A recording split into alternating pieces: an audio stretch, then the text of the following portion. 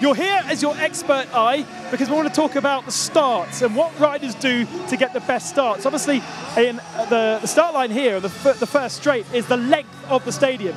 So it's really important to get a good traction and a good start. What can riders do?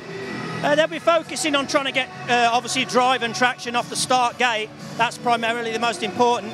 And then once they get the bike going, obviously they want to make sure it's as straight as possible and get as much power to the ground as they can. What's been interesting on this start is they're coming that fast into the first turn. The bike's almost standing on its end going in because they're braking that hard. But making the turn, that's another question. Well, we did see in the second final there, Juan Segura completely overshooting into the first turn because it is a 180-degree right-hand turn. And this doesn't have a huge amount of traction, this surface, does it? No, they've done a mega job at the start, of the track, but the problem being now it's getting a bit loose. So all the water's dried up, it's getting loose, so we've got a bit of gravel in places. And of course, that's causing havoc. You can see how much now they're braking and putting all that emphasis on the front wheel and hopefully making sure that they turn tight and hold their line. The problem being is they've only got to touch handlebars and they can't control the bike, so they're coming straight on, and that certainly made a definitely difficult first turn for some riders.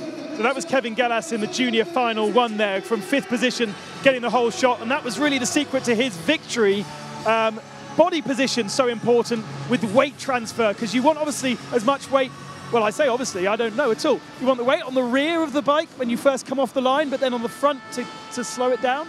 Yeah, it's a tricky one really, because with it being so hard pack, normally the guys would start pretty much the middle to the front of the bike, but I think they're trying to get traction and keep the rear wheel to the ground, and they're moving back on the seat as soon as they get going, and then obviously they'll be braking that hard that it'll throw them forward again to make the turn. But the key is to really get as much drive as possible off that start line. And again, you can see there, the fronts are wanting to tuck on them because the surface is so slippery. Yeah, as soon as you touch the front brake, then the front wheel breaks away. Thank you very much, Paul, for all of your expertise. Thanks for your work on the track, and we'll talk next time. Thanks a lot.